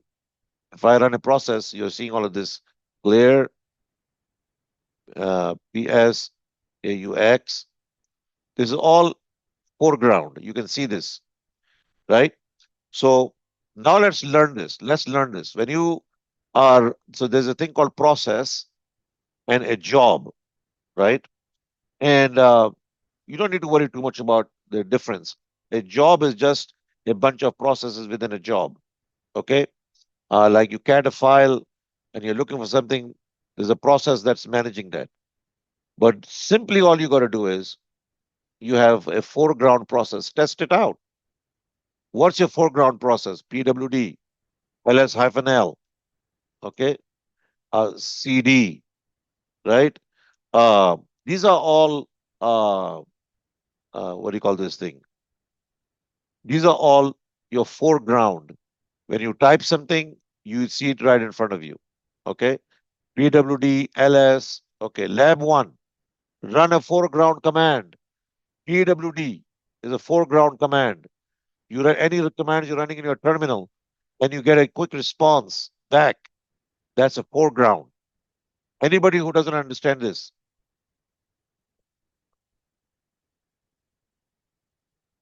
No problem. Let's move on. You run the ls command. We have talked about this. Receives the ls, runs the ls. It gives you an idea what a foreground process looks like, right? So you have a foreground process and terminal inputs. Okay, cat. For example, a program may wait for user input, right? You have cat. Now cat, you have to tell something. You have to put something in front. Okay. You can't just run a cat and not have anything given to it. So you have to type something and give it something. Okay. So cat command waits for you to type a text. Okay. Keep on going. Problem with long running foreground processes, right? When we do bash scripting, you can see that when you're running a program, it could take a long time. Some programs, when we do a monitoring program, you will see that if, for example, we want to take the top command and out of the top command, we want every minute of the CPU wait time. So to understand this, you're setting this in motion. So customer requirement, a customer comes to you, they want you to build a dashboard. Okay. In this dashboard, they want to know the most important, what's important to them. They want to know the wait time of the CPU. They want to know the idle time of the CPU. They want to know, for example, if there are any swapping going on. Okay. And they want you to have this real time. Okay. Real time. Now, you have to develop a script, a bash script. Okay. Let's say that bash script is called, it is ./performance, perf.sh, right? And you write bunch of code, which we are going to write, very simple code. You guys will learn how to code something simple like 1 + 1 = 2. Simple as that. So in this command, we're going to say, okay, where can I find this wait and idle time? I'll say, okay, I can find it in vmstat. Okay. Then I'm going to take the vmstat command and divide it where I only get two values, VA and idle. And then I want, that's all. And I want this to be, in this script where it runs, I want you to dump this data into a file, an output file, raw data. I want you to run this script for 2 days. That's what the company wants you to do. They want you to run a script for 2 days, dumping this data into this file every minute. There's a huge file. It's just going to have some values. Well, I mean, it's not a huge file in the world like sticking up your var folder too much. It does take eventually, but it's just a line. It's just a printout. One single printout that gives you a value. Okay, what's your wait time, your idle time? Now these values are being put inside here, dumped inside here for 2 days. This script is running where? If you run this script in your foreground, meaning in your command prompt over here, let's say you run the script over here. This machine will look blank, just like this. You're going to have this machine. Let's say you are running a program here, okay? And it will just, the cursor is going to sit right over here. And you will see it will just be stuck. Your machine will not go anywhere. You're stuck, you're done. You can't use your terminal anymore because the program is running non-stop. So, problem with long running foreground jobs, right? Like running a script, that's where this comes into play. You want to learn about sending them to the background, okay? A background process is useful for long scripts, for file transfer. It may take 1 hour to transfer files. Remember we did the etc folder? We're going to do NFS. It may take 5 minutes. Are you going to wait 5 to 10 minutes if you need to use your terminal? If you need to use your terminal, right?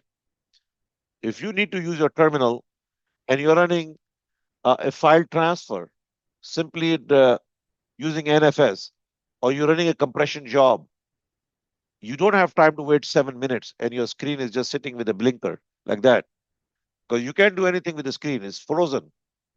Now, the way you start a background process, ladies and gentlemen, is to use the ampersand sign. Whatever command you type, put an and sign after space. ls and end. All right? Now, lab. Run ls in the background. Okay? Let's run ls in the background. Right? So, ls in the background. ls. How do I make it process running in the background? The thank you. N%. Once you put that on there, this process is running in the background. There you go. It assigns it a job number. Job number 1, process number 149374. So this is the job number, and that's the process. Okay, perfect. Let's look at that. We have done this 2 parts. All of you can do this. So easy. This lab is so easy. Okay, I'm teaching you out of the lab. I'm not going to teach you out of, oh, let's do this and then come back to it. I want you to practically do this. What are we seeing? Understanding the output. This is the output. This is the output in front of you, ladies and gentlemen. When you run this with an N% in the background, you'll see a 1 and you'll see that. So that clearly tells you what? 1 is the shell job number. That's the process ID. Now, I won't go into this. You can read this on your own. Foreground versus background. Does this occupy the terminal? Yes. Does that occupy the terminal? No. Receives keyboard input? Yes. Normally, no. Now, let's look at the example. Let's run the sleep command, which is very useful, right? Sleep 660. Okay, if I do sleep for 60 seconds, 1 minute. Now look at that. Look at my terminal is stuck. I can't do anything. I can't type. If I try typing anything, I mean, it means nothing. Nothing can happen.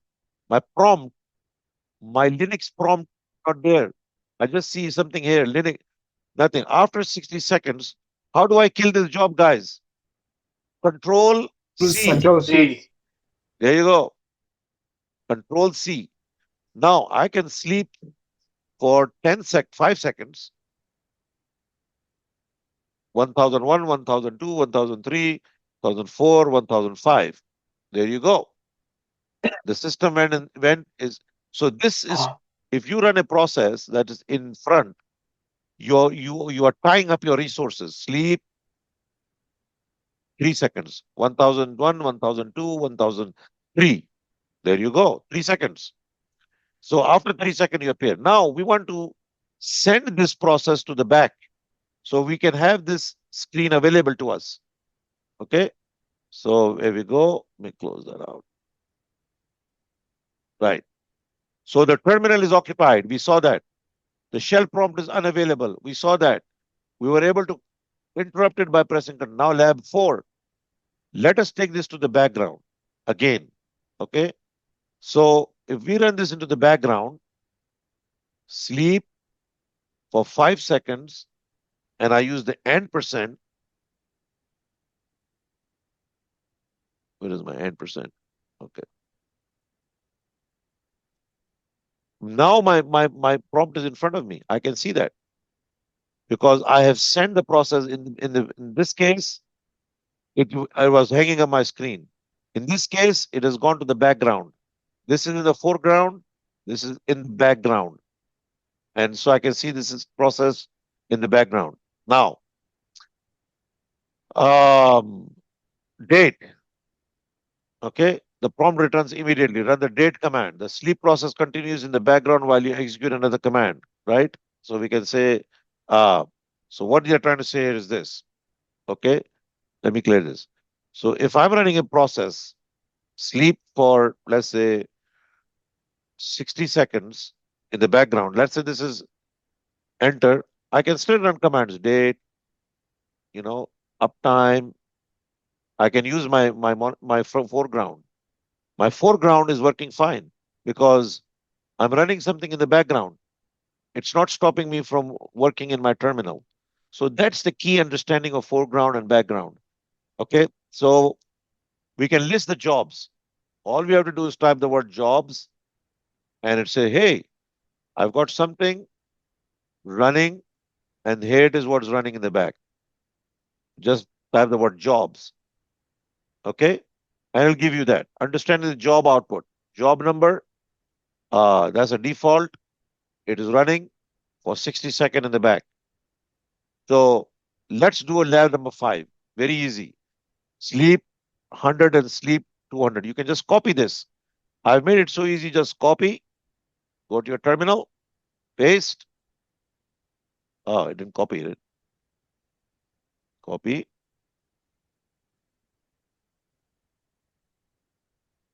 There you go.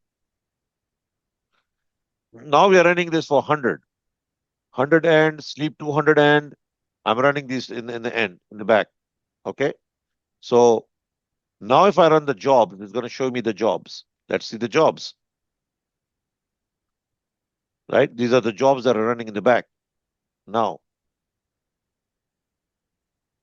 says job number versus PID. Okay. So you have a job which has a %1 attached to it and a PID. Let's keep on going. Now we can bring this job in 3 different ways to the front or two different ways. Okay. So let's look at lab 6. Lab 4, lab 11 is giving you some idea how to use the FG command. I can say FG %, right? I can do FG %. Where's my %? Oh, man. Geez, %. Okay. Now it has brought the process to the front and I can do Control C. I can kill the process. And if I do jobs again, I only have one more job running and I can bring this to the foreground and the job number is job number 3. Okay, it brings it to the foreground. Now I can do Control C. I'll kill the job. And now I can go and do, this is an interview question. System admins should know how to use this foreground, background functions. Okay. And if I do jobs, I don't have any jobs now. Okay. So that's what I'm doing with this. Lab number 6, go to sleep, look at the job, look at the foreground, press Control C. What I have just shown you is right here. Practice this. Copy this. Let me clear this. Type jobs. Bring this job number 1 to the foreground. Press Control C. And press jobs again to see the job is not there anymore. Because in a company, you may be running a script and somebody tells you, stop the script. Well, how do you know what is running in the background? Jobs. How do you know how to stop that script? Bring it to the foreground, look at the number of job number, and at the end of the day, press Control C and it will stop that job. Very straightforward. You want to suspend a foreground process. Okay. by pressing Control Z. Okay, so resume a suspended process, pressing BG. Now let's take a look at that, right? Let's look at this simple example. I can go sleep 200 in the background, 200 in the background. Ah, my eyes are not working well today. Okay, jobs is running in the background. I don't want to kill the job. I just want to suspend the job. Control Z. Okay, I've pressed Control Z. Control Z. Done. Now, let's look at the jobs. Sorry, it did not. Okay, so FG. Let me see. May have got a step wrong here. Control Z. There you go. There's a missing step here. Everything I got it right. Okay. Yeah. You can okay. So if you have something in the foreground, I'll fix that. That needs to be slightly fixed. Because according to this, okay. Hold on a minute. Let me just bring this to the foreground. Explain one thing to you really clearly. Control C, cleared it. Jobs are cleared. Now, if I run sleep 500 in my example, okay, you see that this is running in the background. I can press Control C and I can kill it. Or I can press Control Z or Z and I can freeze it. Now you see, if I hit enter, Control Z.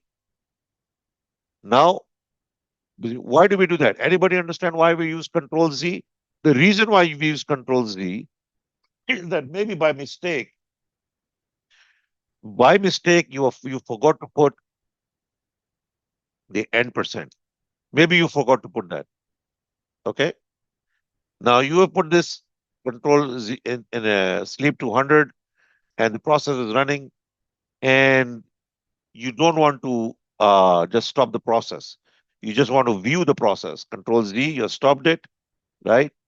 And if you want to put it back and running again, you put the background BG dollar, right? %2. Okay. It's saying that it has taken that and it's running in the background. Let's look at the jobs. It was stopped. Okay. And it's running the 200 process. Okay. It's running in the background. So all we have to do is we can do Control Z. We can go jobs. We still have some jobs running.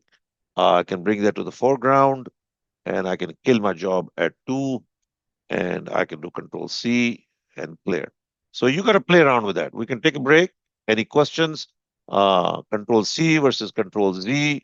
And this is, you don't have to do all of these labs, but as far as you can play around, I'm gonna see if we can do. There's another command called no hop.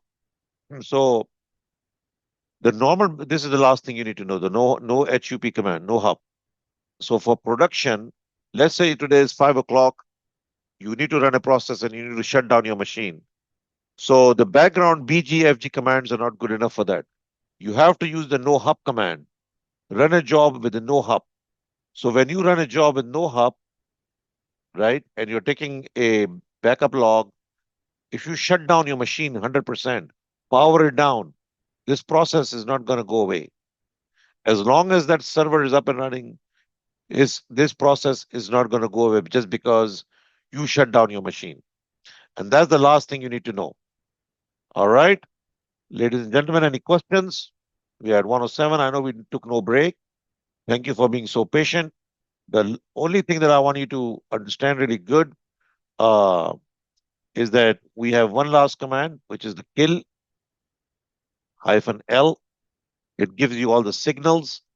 Out of all the signals that you see here, the ones that are important to us, ladies and gentlemen, are just these ones. Okay? How to shut down your a process forcefully, how to shut it down gracefully. So these are the two 99% of the time people use these commands. This command right over here is the same thing as Control Z. Okay? These two are the ones that are used all the time. And so you create a process, play around with this, and you got your Linux processes on Monday. So this is your Monday work that is cut out for you. And so we'll come back tomorrow. I'll have the notes. We're going to pick up again. Any questions? Let me know. Nadeem bhai, is there any limit for the background jobs No. to do simultaneously for 5 Yes. jobs, 6 jobs, Yeah, or is there absolutely. any limit? I never checked on that. That's a good question. I never checked on it. We might have to just ask ChatGPT. I never thought about that question, how many maximum, because most in the company I've ever ran in background are 2 jobs only. Okay. I haven't done any job in which I ran more than 2 or 3. So I'm sure there's a limit to it. We can ask Google. Because we do not want to put pressure on the CPU or Yeah. memory How by many giving more jobs jobs. can you run simultaneously using the BG, the ampersand?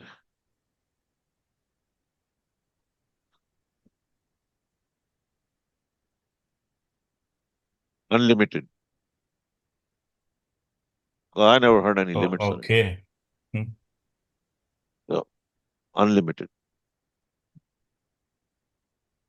Sharada does not enforce a hard coding limit. Okay. But the reason why they haven't put any limits is because most people don't run. But then what's going to happen is that you will get to that Zen Orchestra part. And when we do performance, right?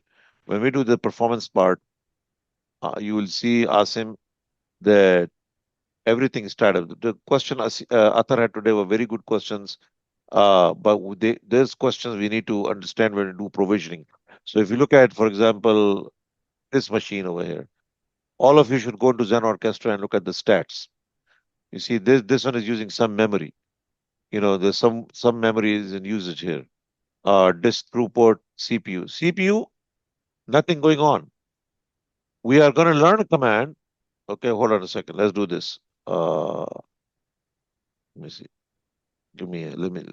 Let's see which machine is this. Okay, no. When we do performance, we're going to play with this in performance. Don't worry. We are going to open our VM like this when we do the performance class, and we are going to give an input to maximize the CPU, and you will see this curve going up, up, up. What you're going to see over here will be suddenly you're going to start loading your CPU. Your CPU will be here, then it'll be here, then we'll let it shoot and it'll come to the top. We're going to make the resources 100%. We're going to simulate that. Then we're also going to simulate memory, at least to 90%. Okay, so we need to simulate this to see what is happening. But not now, not now. You guys have to get through the process class, understand what we're doing. It's very simple. There are only 2 commands to learn. Top command, PSAUX, PS-EX, right? BGFG. That's it. Nadeem bhai, I had a question in my Zen Orchestra. When I'm trying to log into the root with the generic password that you have given to everybody, it's not letting me log in. Right. Oh, you don't have OpenVPN? Download OpenVPN. Yeah, I have it downloaded. Do you have the file? Do you want me to send you the file? I think you missed that part of the class last week. We are not using Zen Orchestra. See, Zen Oh. Orchestra is only and only when we get into understanding data center, understanding how All virtual machines work within a system. This is a system level tool. Most of the classes are taught on VirtualBox. Like Athar has a machine. Okay. The machine is just a machine on his own machine. So anyway, I don't want to take too much time on that subject. I have a lot of passion for teaching performance. It's the big thing nowadays. Let's get through all of this. First of all, let me see this. Clear all, clear all. Okay. So you don't need to come here, by the way. Okay. Who am I talking to? Sorry, I forgot your name. Waji. Waji. Waji Ansari.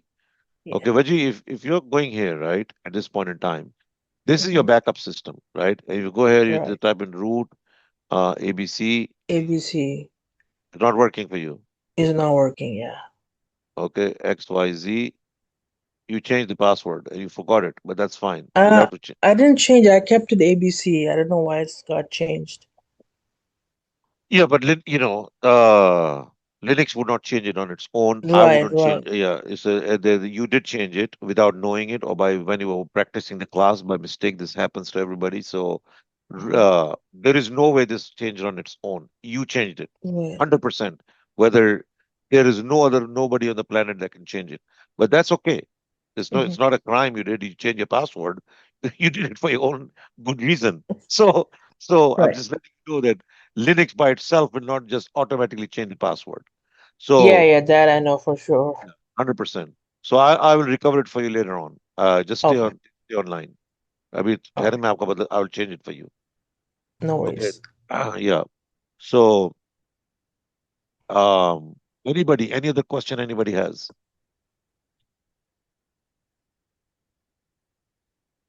Could you explain the no hub command again? Sure. Okay. So this and right. So go ahead. Let me while I'm doing this, I'll also recover your machine password for you. Sorry. So what is the question again, Okay. sir? Yes, no problem. Yeah. Could So you please explain the no hub command again? oh, no hub command again. Perfect, perfect. So you guys have learned pretty much what a lot of people don't even uh, really get to understand clearly. Okay, that's where the big confusion is. So no hub command. So we have learned the BG command, background, foreground. Okay, these are running when your machine is running. When your machine is running, you can only use these commands while they're running. Okay, if you run a background process, if you run a command sleep, okay, uh, let's say 36,000, okay, 36,000 and percent, okay, and so 36,000 or 360,000 will translate to like so many minutes and so many hours. I ran one command and I remember this 36,000 number because there was a problem, and the Bank of America team was worried about how will go. And so when you run a command like this and you shut down your machine, there is a likelihood that this process will stop. Okay. So the bank wanted to run this command at 4 p.m. all the way until the following day, 9 a.m. So they wanted us to run some command. I'm going to call it sleep. So if you calculated the total time, let's say 8 hours divided by minutes, okay, and and seconds, it'll come out to like something like 360,000 seconds or something like that. Okay. Now, if I hit enter, number one, let's say this is the program I was running for Bank of America at that time, and I hit enter. Now this process started running at 4 p.m. From 5 p.m., I have to leave the office. Okay. At 5 p.m., I'm out of the office. So this process, when I shut down my machine, this process shuts down. So the no hub command, this command over here, the no hub, okay? If you write this on your prompt over here, this is your prompt. right? We talked about prompt. After initialization files, you get a prompt. So this is your prompt, your Linux prompt, okay? So after this, if I run the script, and let's say that script was called, I think the script was CPU stat. That was what they wanted to do. We people are all going to do this. We are going to do labs. We're going to do some real, when we get to performance, you guys are going to enjoy Linux in real time. Right now, it's very boring, kind of like, okay, this command, that command, but please, I've made your life very easy. I'm following the same lessons I'm teaching you. They are coming from me. They're exactly what's in my mind, exactly how I've seen it, and exactly what I'm giving to you. So do the labs, follow those labs. You get stuck, ask questions. So Monday, day 67, you have a lab on top command and processes, 6-7 lab. Then you have on Tuesday, this is on Monday. On Tuesday, we have Open SSH. We're going to do Open SSH tomorrow. So Saturday, we have done processes. Sunday, we are going to do Open SSH. Okay. So you have a class for that day. It may take you 2 days to finish this. It may take you 2 days to finish this. And I'll give you some more stuff in between until we hit Saturday. Then we are going to run into the project that will come to us, the website project. Okay, the first project. And then we're going to learn on Sunday disk management. So we will be, by having these processes out of the way, and from day 47 until day 58, I'm going to be loading anything that you have missed. Copy commands, whatever we have studied so far. The tar command, if you don't know tar, go and open the tar. We haven't done cron. I will cover cron as well. So when you have the full suite of information, you should be able to get to the performance part of the business. So NoHub with your script, this is your script. This is your script. Okay, Khalid Khan is going to teach us the bash script. And this is the NoHub command. This is the command plus the script. Now you can shut down your machine, shut down and walk away. Come back tomorrow at 9 a.m. and the script is still running in the background, provided the server was not shut down, right? Because remember that most of us, we work from a laptop like right now, and you are coming into a machine. So when you shut down your machine here, shut it down, okay, the BG and the FG processes will also shut down with your machine. But the NoHub process, the NoHub will not. This will continue going. So you can shut down your machine, you're closed, unplug your laptop, walk away. The NoHub command will make sure that this program is running. And when you come back tomorrow at 9 a.m., the program is still going to be there. Make sense? Yes, sir. Thank you very much. The purpose of this command sleep was to prevent from hacking into the system of the bank. They are offline. नहीं ये तो sleep तो ये तो मैंने मिसाल दी है ऐसी.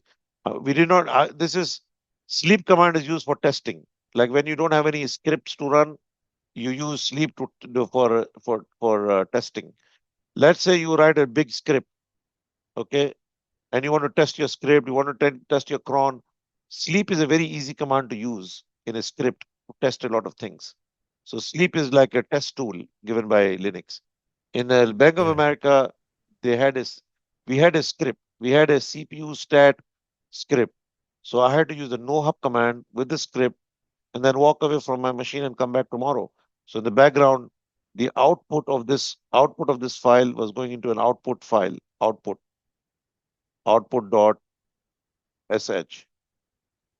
So all the data was there. Then we are going to learn how to transfer this data using the SCP command. Okay. WinSCP command. Okay. We're going to learn about that when we get closer and closer to our bash scripting. I want you to build piece by piece what we're going to do here. Piece by piece. I hope it makes sense.